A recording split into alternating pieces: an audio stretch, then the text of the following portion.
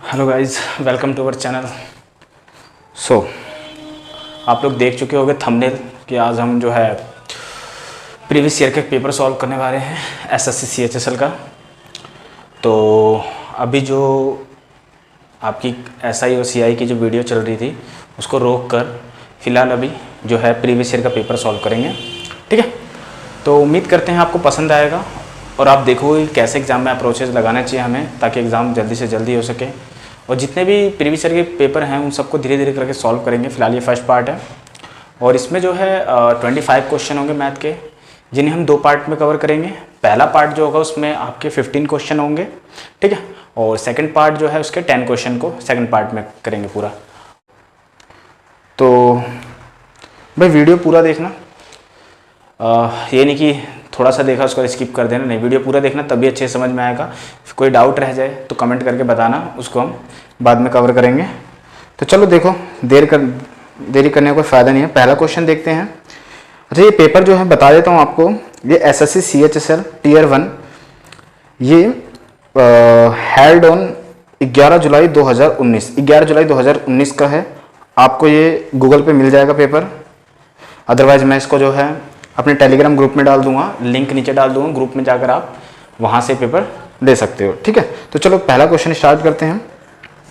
Options में साथ साथ लिखता जाऊँगा, ठीक है, क्योंकि जगह कम है तो ऑप्शंस जो है हम लिखते जाएंगे यहीं पर ही। तो चलिए पहला क्वेश्चन देखते हैं। फर्स्ट क्वेश्चन क्या कह रहा है कि a + b + c = 5 कह रहा है। a + b + c = 5 और कह रहा है AB +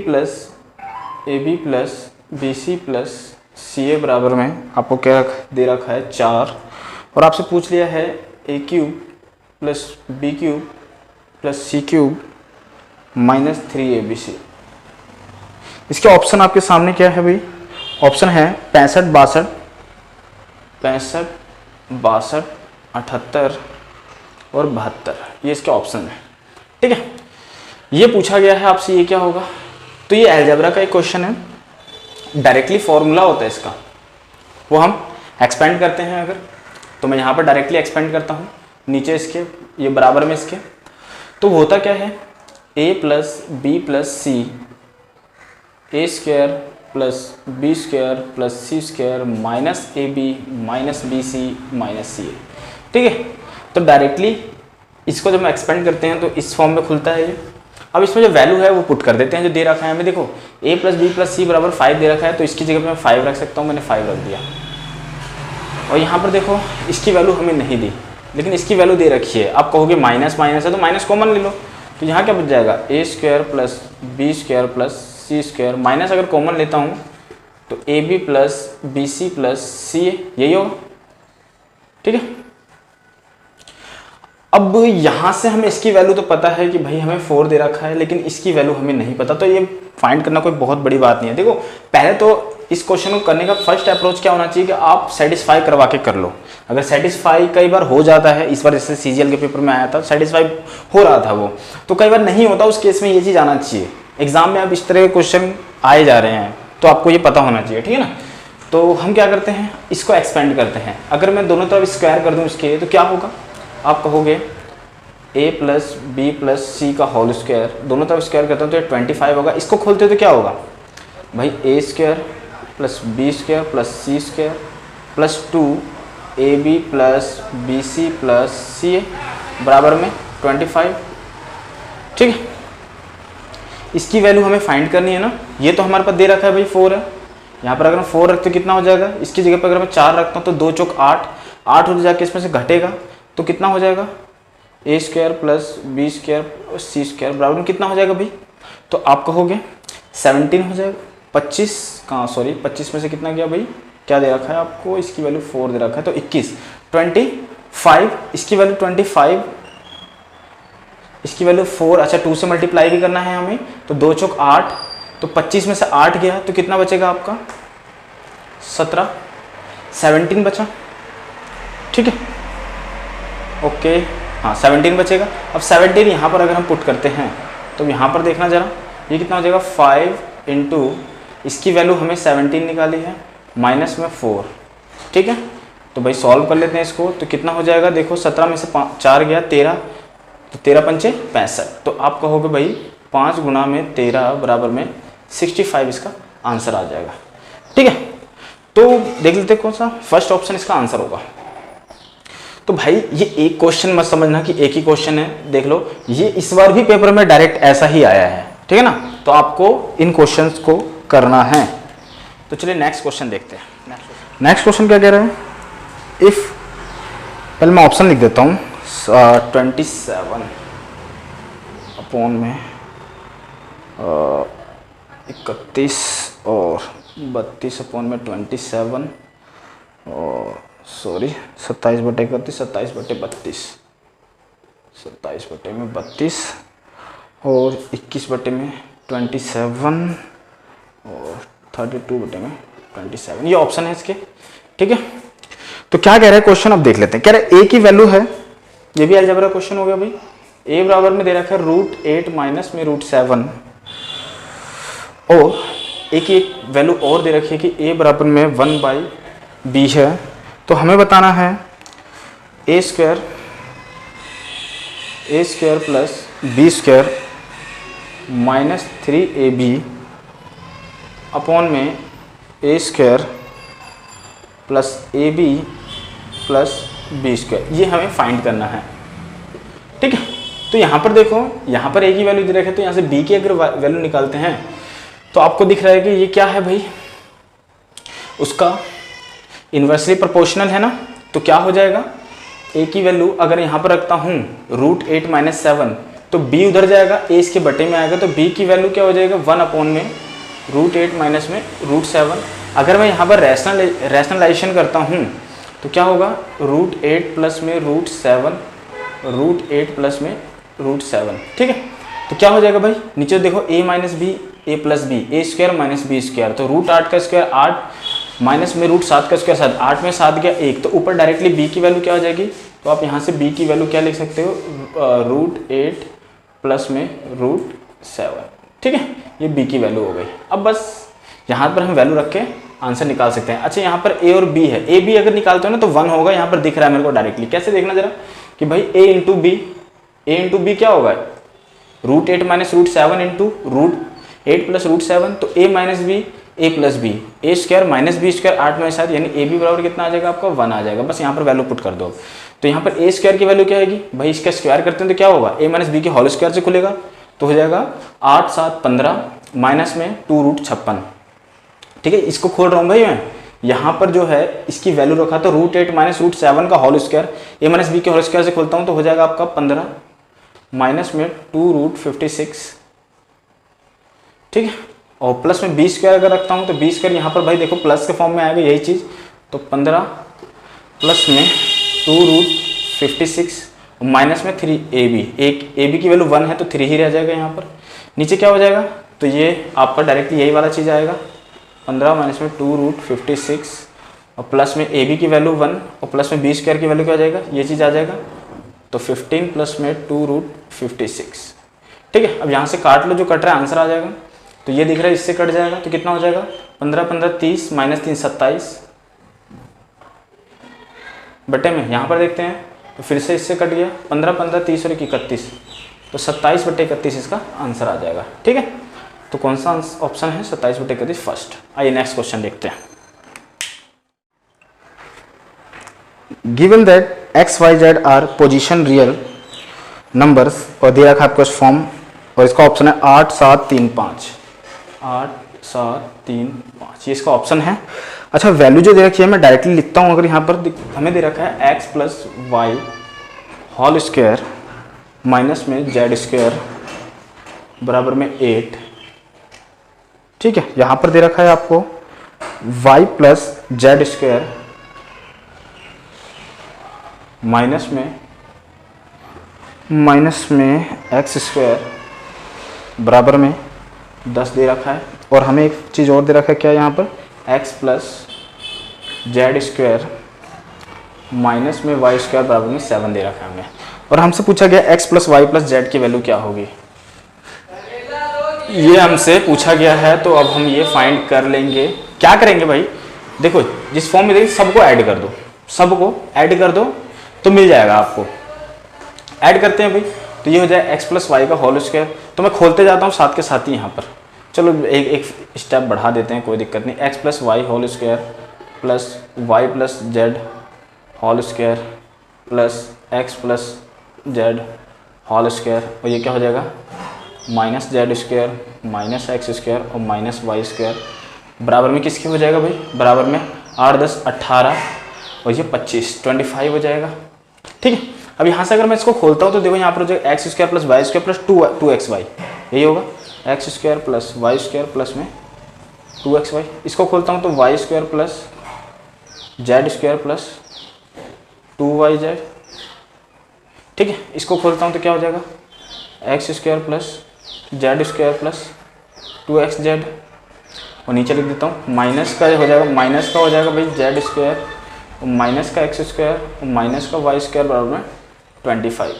ठीक है भाई, अब यहाँ पर देखो एक्स स्क्वायर 2 बार है, वाई स्क्वायर 2 बार है, जेड स्क्वायर 2 बार है, उस सब में से एक एक घटेगा क्योंकि सब एक माइनस में भी है, तो आपका पॉजिटिव आएगा X square plus Y square plus Z square, और देखो क्या होगा plus 2xy plus 2y Z plus 2x Z. तो लिख लो भाई 2xy plus 2x Z plus में 2y जेड बराबर में 25।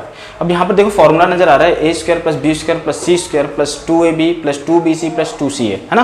तो क्या होता है a plus b plus c का होल स्क्वायर, तो आप लिख सकते हो ना x plus Y plus Z का होल स्क्वायर बराबर में कितना हो जाएगा 25।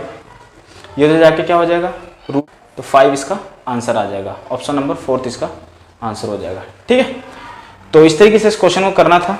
आइए नेक्स्ट क्वेश्चन देखते हैं। क्या है सिंप्लीफाइड वैल्यू ऑफ, अच्छा भाई सिंप्लीफिकेशन का क्वेश्चन आ गया। ऑप्शन है 3, 3.5, 3.8 और 2.5, ये ऑप्शन है।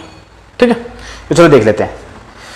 तो 20 माइनस में भाई ब्रैकेट 2.8 इंटू में 5 और डिवाइड में कितना है भाई 0.7 और -3 और डिवाइड में क्या है भाई 0.9 और इंटू में 1.5, ये है। ठीक है, और प्लस में 2 भी है लास्ट में, प्लस में 2। ठीक है, ये चीज़ है। तो भाई वी बोर्ड मास का रूल्स पता होगा आपको क्या होता है, V for vinculum bracket open division multiplication addition subtraction. तो भाई वर्निकुलम तो है नहीं, ब्रैकेट है, पहले ब्रैकेट वाले को सॉल्व करेंगे, ऑफ नहीं है तो फिर डिवीजन वाला सॉल्व करेंगे। ठीक है, उसके बाद मल्टीप्लिकेशन। तो भाई ब्रैकेट के अंदर देख लेते हैं, डिवीजन वाला 5/7 है और ये 3/0.9 है, तो काट लेते हैं भाई। ये देखो पॉइंट से पॉइंट गया तो 7 चौक 28, तो कितना हो जाएगा 4 पंचे 20, माइनस में यहाँ पर देखते हैं पॉइंट से पॉइंट गया तो 3 तिया 9 और 3 पचे 15, तो ये माइनस का 5 और प्लस का 2, तो माइनस का कितना हो जाएगा माइनस का 3 हो जाएगा। ठीक है, और 20 माइनस में, या इस तरीके से है। तो भाई सॉल्व कर लेते हैं, तो 20 से 20 कट जाएगा तो प्लस का 3 इसका आंसर आ जाएगा। ठीक है, तो प्लस का 3 देख लो, ऑप्शन नंबर फर्स्ट इसका आंसर आ जाएगा। ठीक है, आइए नेक्स्ट क्वेश्चन देखते हैं। The cost price of an article is rupees 425. A shopkeeper gives a discount of 20% and still gains 16%. What is the mark price of the article? Article का mark price आपसे पूछा गया है कि भाई उस पर क्या चिन्हित मूल्य किया गया था, वही आपको बताना है। तो देखो यहाँ पर अगर मैं 425 लेके चलता हूँ ना तो थोड़ा सा कैलकुलेटिव हो सकता है। मैं कुछ मान के और बाद में कंपैरिजन करता हूँ। मैं 100 मान लेता हूँ। अगर मैं CP को 100 मानता हूँ, ठीक है, तो भाई 16% का फायदा है, तो SP कितना होगा, इसको 16% बढ़ा के बेचा होगा यानी 116 हो जाएगा। अब कह रहे हैं 20% का डिस्काउंट भी दिया है, तो भाई मार्क प्राइस पे जब उन्होंने 20% का डिस्काउंट दिया होगा तो 20% कम करते हैं तो कितना मल्टीप्लाइंग फैक्टर कितना होता है 80/100 यानी 4/5। तो 4/5 बराबर ये है, तो इसको 5/4 करूंगा तो ये आ जाएगा मेरा MP। तो कर देते हैं, तो 116 गुना में 5/4, तो काट लेते हैं, कितना हो जाएगा 4 दूनी 8 और 4 9 36 29 पंचे 145, तो कितना आ जाएगा 145। अब देखो क्या कह रखा है यहाँ पर, आप कॉस्ट प्राइस पता है कितना दे रखा है, कॉस्ट प्राइस आपको दे रखा है भाई, कॉस्ट प्राइस है 425, तो हमने जो 100 माना था ना वो 425 है। तो हमने हमारे हिसाब से जो 145 आया उसका वैल्यू पूछा है तो निकाल लेते हैं। तो 1 की वैल्यू क्या हो जाएगी 425 अपॉन में 100, और आपको तो 145 का पूछा है ना, तो कितना हो जाएगा 425 गुना में बटे में 100 गुना में कितना आ जाएगा आपका 145। काट लो आंसर आ जाएगा। तो 25 चौके 100, 25 सत्ते 25 एकम 25 सत्ते 175, और यहाँ से कुछ कट रहा है, अब नहीं कट रहा तो गुणा कर लो 17 पचे, कुछ कट तो नहीं रहा, नहीं 17 पचे 85, 8 17 चौके 68 और 76, 7 17 कम 17 और 2465 बटे में 4 डिवाइड कर लो भाई, 4 6 24, 4 एकम 4 और 4 6 24 यानी 25, ये इसका आंसर आ जाएगा। ठीक है, देख लो कौन सा ऑप्शन है, ये इसका फर्स्ट ऑप्शन आंसर होगा। ठीक है, आइए नेक्स्ट क्वेश्चन देखते हैं। नेक्स्ट क्वेश्चन क्या कह रहा है भाई, नेक्स्ट क्वेश्चन देखते हैं। तो भाई एवरेज चैप्टर का आ गया क्वेश्चन, कह रहा है एवरेज ऑफ, पहले मैं ऑप्शन लिख देता हूँ फिर भूल जाऊँगा, 42 39 36 और 37। ठीक है, ये 37 है लास्ट वाला। The average of 24 number 665। देखिए कोई टोटल 24 संख्या है, उनका जो एवरेज है वो 65 है, तो उनका सम कितना होगा, अब 24 गुना 65 होगा। ठीक है, the average of 11 numbers is 67। ठीक है, the average of 10 numbers is 70। ठीक है, if the 12th number is 13 less than the 13th number and the 14th number is 1 more than the 13th number, the average of the 12th and 14th number is। तो देखो यहां पर क्या रखा है कि टोटल 24 है ना, जो टोटल 24 नंबर हैं उन सब का एवरेज जो उन सब का एवरेज है वो 65 है। एवरेज क्या है भाई, वो 65 है।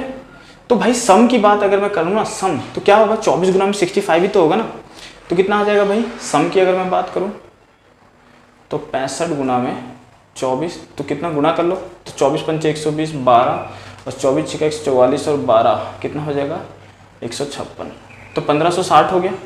सम कितना हो गया 1560। अब आगे क्या दे रखा है आपको, आगे दे रखा है भाई कि जो शुरुआती 11 नंबर है ना उनका जो एवरेज है वो 67 है, तो सम कितना होगा भाई 11 नंबर है, इन 11 नंबर का सम क्या होगा फर्स्ट 11 नंबर, तो आपका हो गया भाई 11 इंटू में 60 यानी 60 में 11 कितना हो जाएगा, तो 7 13 737 ये होगा। ठीक है ना। अब क्या कह रहा है कि लास्ट के जो 10 नंबर है उनका एवरेज 70 है, तो भाई लास्ट की बात करूं, लास्ट 10 नंबर का अगर मैं सम निकालूं तो कितना हो जाएगा, तो आप कह सकते हो डायरेक्टली 70 गुना में 10 यानी 700।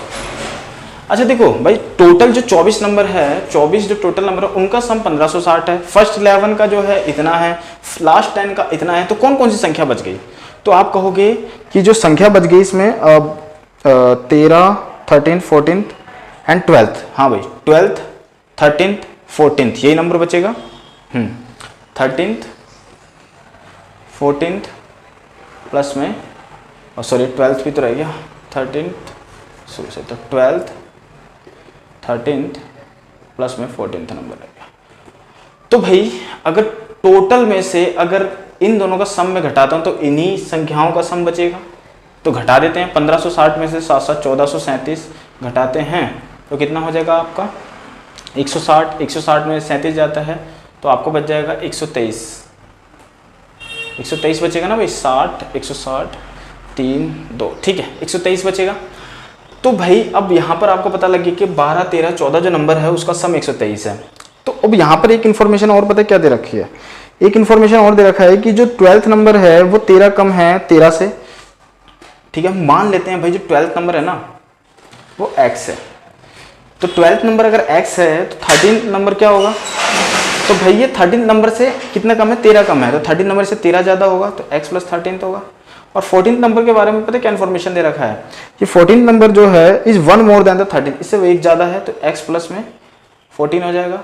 अब देखो इनका सम ये और इनका सम ये बराबर कर दो आंसर आ जाएगा, तो इसका सम करता हूँ कितना, तो x तो 3x प्लस में 3x प्लस में 14 27 बराबर में कितना हो जाएगा 123 हो गया, ठीक है।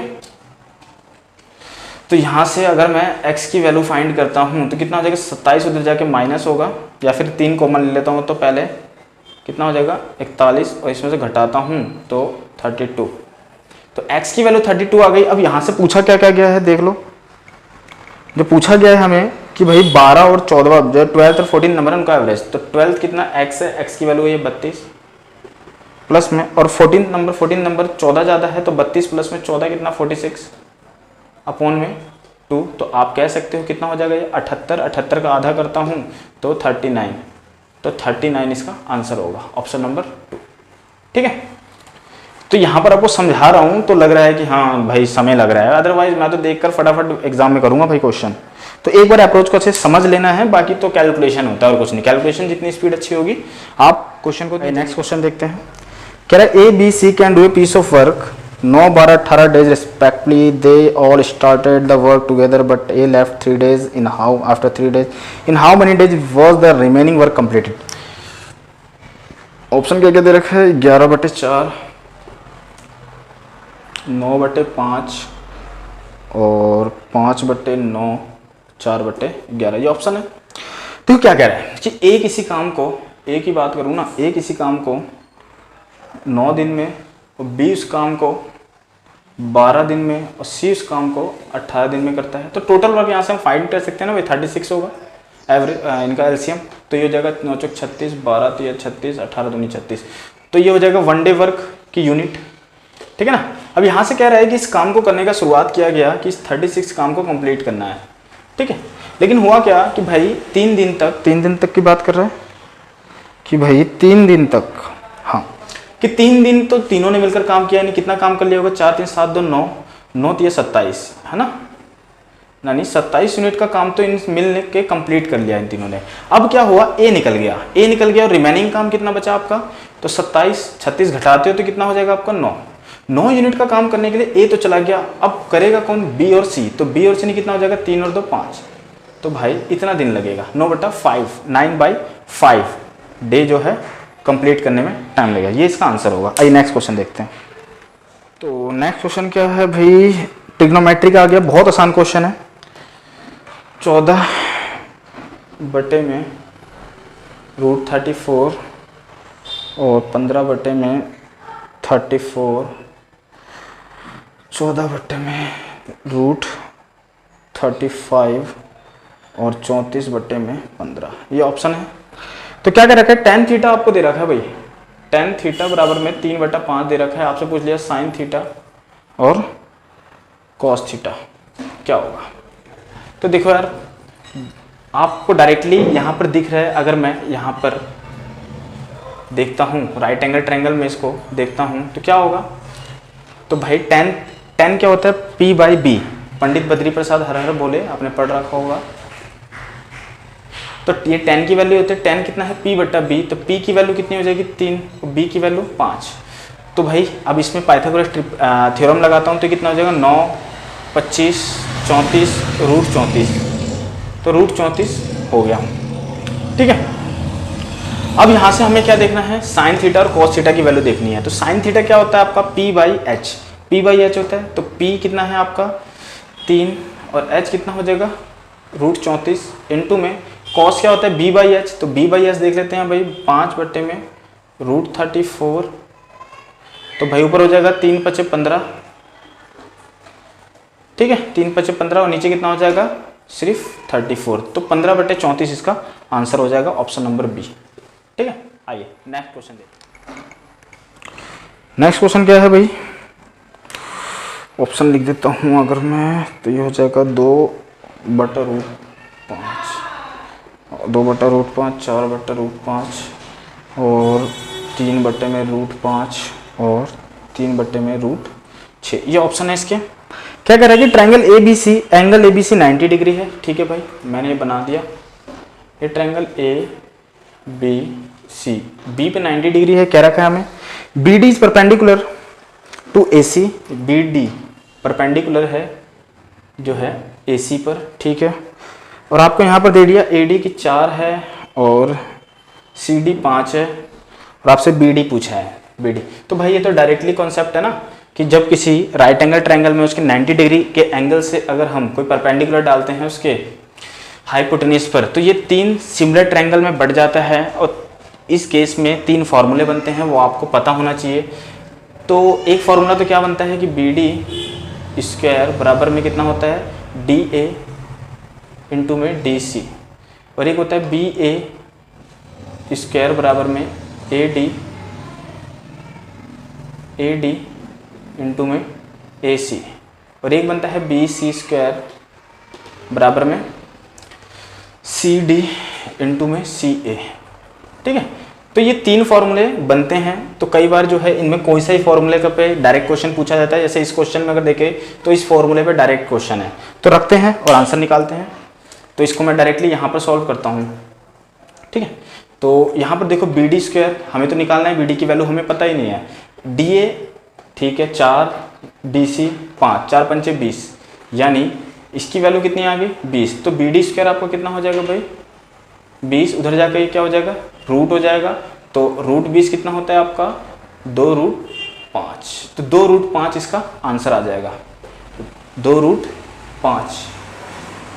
अच्छा यहाँ बी डी स्क्वायर 2 रूट 5, यहाँ तो 2/√5 दे रखा है, कुछ गलत है क्या क्वेश्चन में। To then B D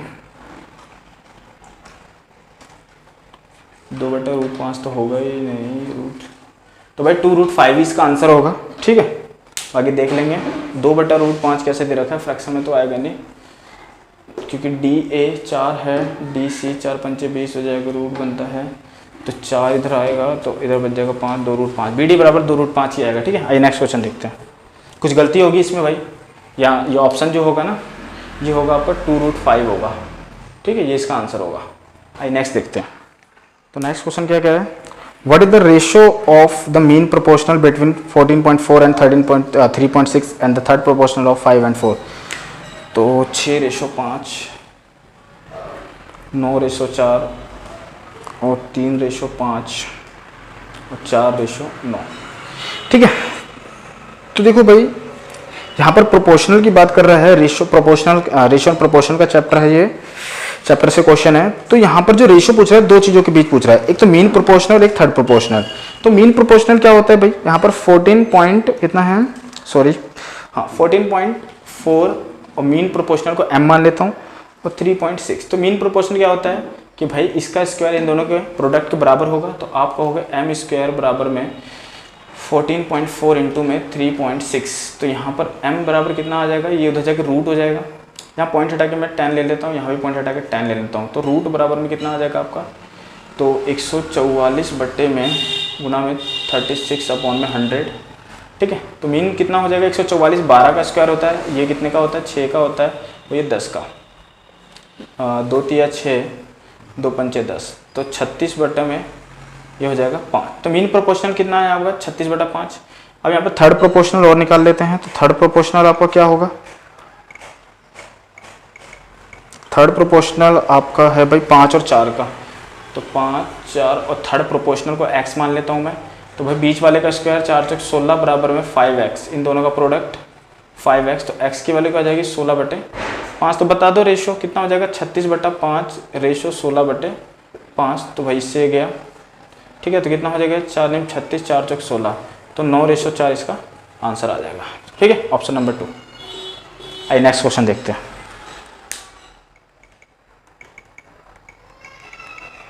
next question क्या कह रहा है, अच्छा नेक्स्ट क्वेश्चन जो आपका आ चुका है ना, ये डाटा इंटरप्रिटेशन का, ये लास्ट वाले इसमें करेंगे, लास्ट जो सेकंड पार्ट बनेगा उसमें करेंगे, क्योंकि यहाँ पर एक साथ करें तो ज़्यादा अच्छा समझ में आएगा आपको। 12th क्वेश्चन है, the difference between the compound interest, कुछ छूटा तो नहीं, 11th क्वेश्चन हो गया ना, नहीं 11th, हाँ ठीक है। तो भाई 12th, the difference between the compound interest and simple interest on rupees x at 6.5% per annum for 2 years is rupees 33.80. What is the value of x? x की वैल्यू बतानी है, x कोई प्रिंसिपल है। तो भाई ऑप्शन है 7800 और 7600 और 8000 और 8200। ठीक है ना, प्रिंसिपल। अब देखो यहाँ पर जो 2 साल का कंपाउंड इंटरेस्ट का डिफरेंस आपको दे रखा है, सॉरी SI और CI के 2 साल का डिफरेंस दे रखा है 33.80। तो होता क्या है, देखो फॉर्मूला रट लेते हैं, फॉर्मूला रटने की कोई जरूरत नहीं, बस इतना याद रखोगे जो SI और जो CI और SI होता है ना, 2 साल का इनके ब्याज के बीच जो डिफरेंस होता है वो पहले वर्ष के SI के ब्याज का ब्याज होता है ना। तो यहाँ पर हम डायरेक्टली कर सकते हैं कि x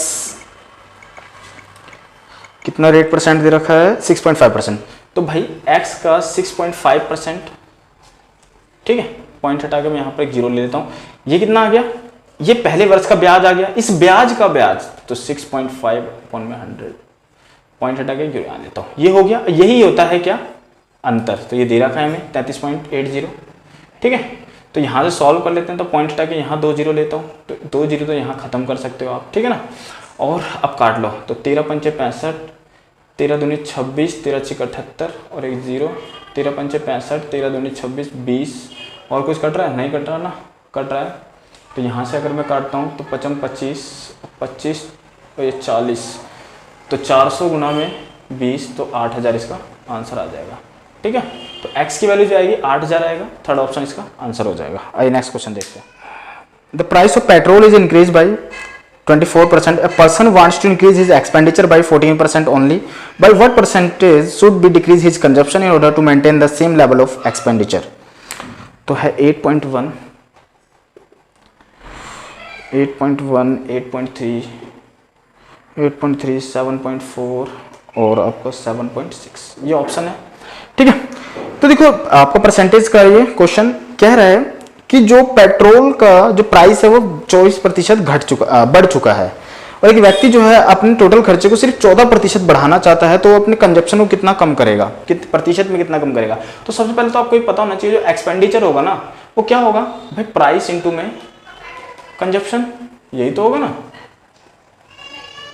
ठीक है। क्योंकि जो उसका टोटल खर्चा होगा, जो पेट्रोल का प्राइस होगा, जितना वो उपभोग कर रहा होगा, दोनों को मल्टीप्लाई करते हैं उसका टोटल खर्चा आता है। अब यहाँ पर क्या कह रहा है कि उसने जो है प्राइस को 24% बढ़ा दिया है, ठीक है, और एक्सपेंडिचर को 14% सिर्फ बढ़ाना चाहता है, तो कंजप्शन को कितना परसेंट कम करेगा ये आपसे पूछा गया है, ठीक है।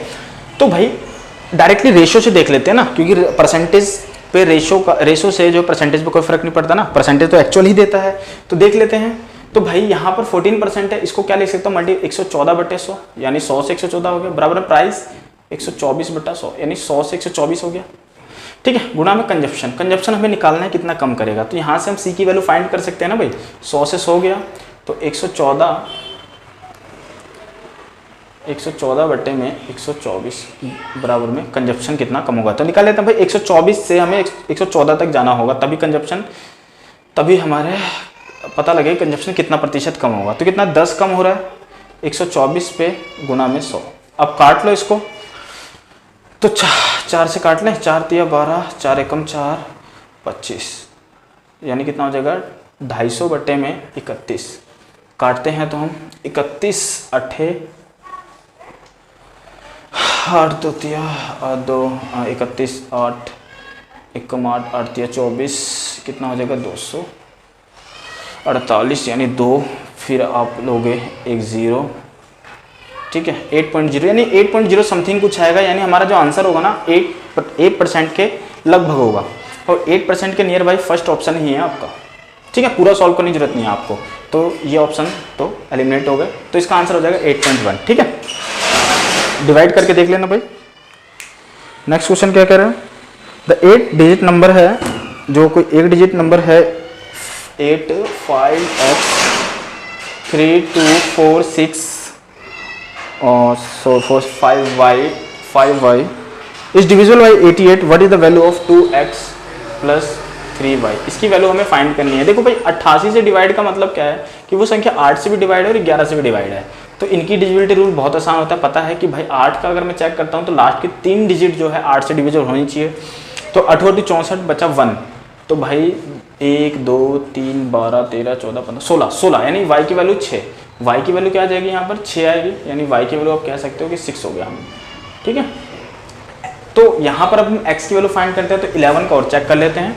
तो 11 क्या होता है, अल्टरनेट का सम करके उनका जो अंतर होता है वो 0 या 11 का मल्टीपल होता है ना, तो कितना हो जाएगा 5 3 8 12 17 माइनस में x देखते हैं 2 8 14 यानी 14 प्लस में x बराबर में 0 होना चाहिए। तो डायरेक्टली आपको यहाँ पर दिख रहा है क्या कि x की वैल्यू 3 होगा, तभी तो भाई 0 होगा, तो x बराबर में 3 हो गया, ठीक। अब यहाँ पर जो पूछा गया बता दो, तो 2 तिया 6 प्लस 3 6 18, ठीक है, 2 गुना में 3 प्लस में 3 गुना में 6, तो 2 3 6 प्लस में 18 यानी 24 इसका आंसर आ जाएगा। ठीक है, तो इस तरीके से क्वेश्चन को करना है। अब ये भी बहुत पैटर्न जो है आ रहा है एग्जाम में आजकल। आइए नेक्स्ट देखते हैं।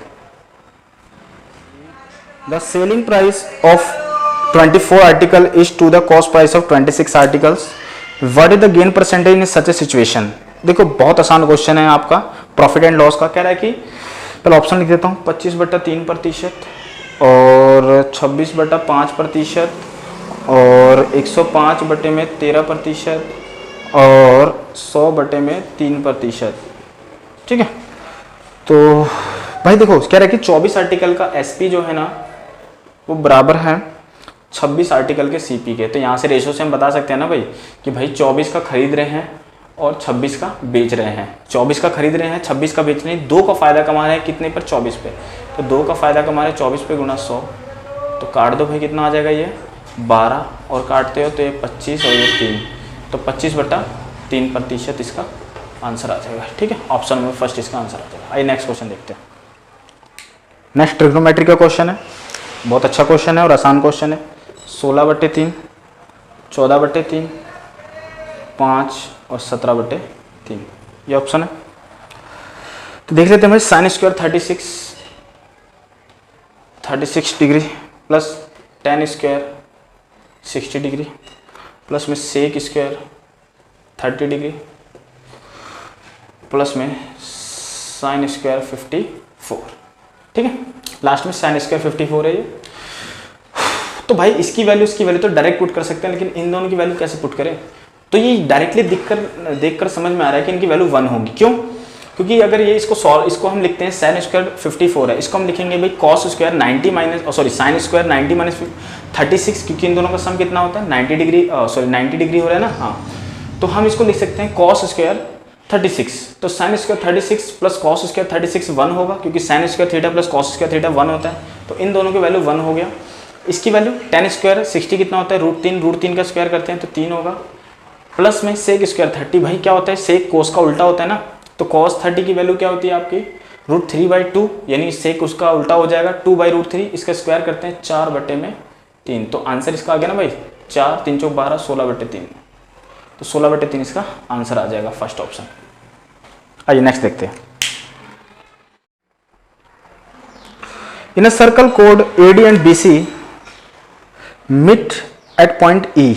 इन अ सर्कल कोड AD एंड BC, भाई कोई सर्कल है उसके अंदर 2 कोड है AD एंड BC, वो किसी बाहर पॉइंट E पर मिल रहे हैं। ये हमें कह रहा है ये AD है ये BC है, ठीक है ओके।